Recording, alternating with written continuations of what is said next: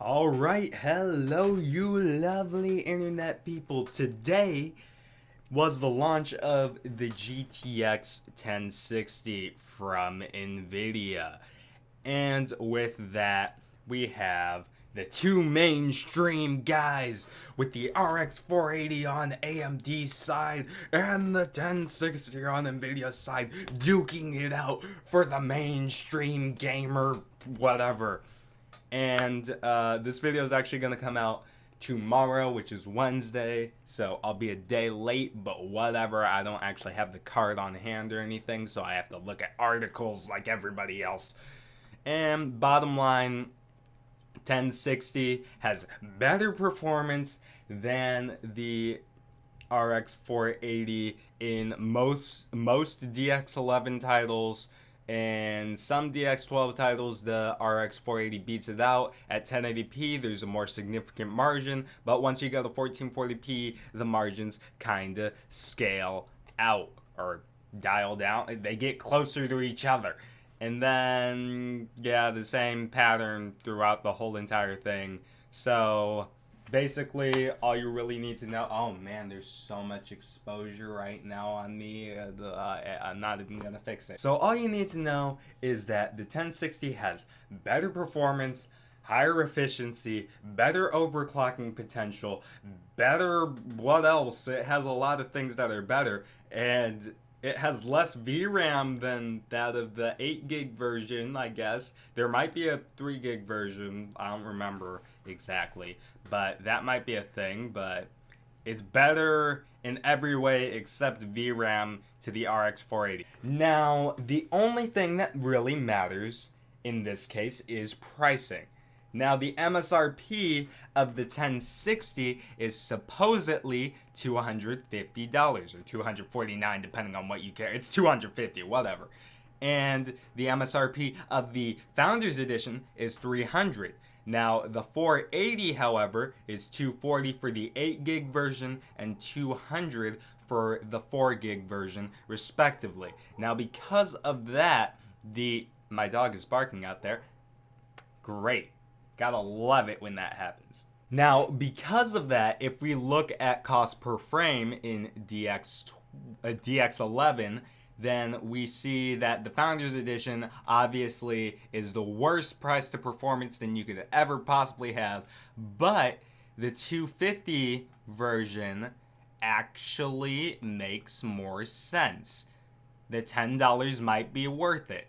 Now, can we actually find it for $10 more? Let's check out Newegg right here.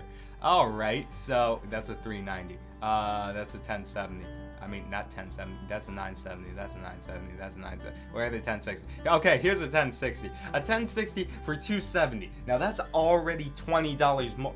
Yeah, already $20 more than the $250. So as the price keeps going up and up and up, then the value becomes less and less and less, or cost per frame becomes more and more and more, which sucks. So as we continue down the line, we got another MSI card for $280, and that's even more. That's $30 more than the MSRP, and that's only $20 away from the $299 that the freaking Founders Edition is.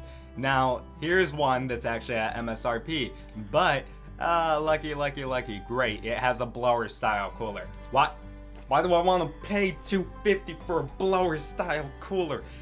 Stupid Seuss, why? Why would you do that? I want third party. I want the coolers, the good coolers, not a blower style. Not to mention it looks more basic than the Founders Edition. It looks like the original, the old reference design or whatever. But if you want it, there you go. There's an Asus one.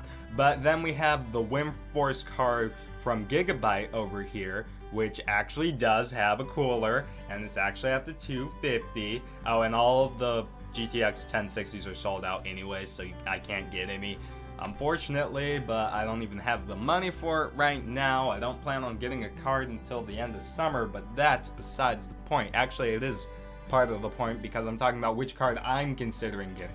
So, as we continue down the line, oh, there's one from PNY that's $250.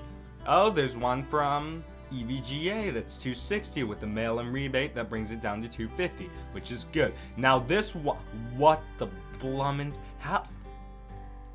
I'm surprised that this one went out of stock.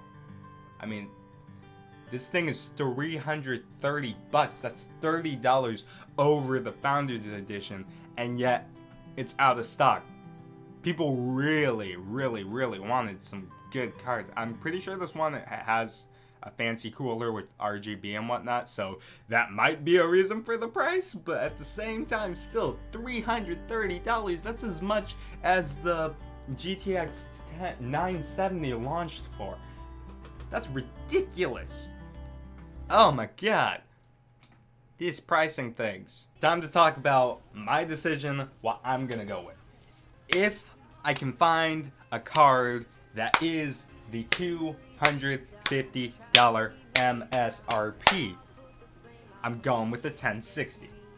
If I cannot find that, and every single card's above that because of demand and low stock or whatever, then I'm going with an RX 480 and probably the 4GB version because that's even better value for money. And from what I'm hearing, the 4GB version has the same performance as the 8GB version, and it doesn't really matter to me because I'm at 1080p, and 1080p I don't need that much VRAM to run at 1080p, so it doesn't matter.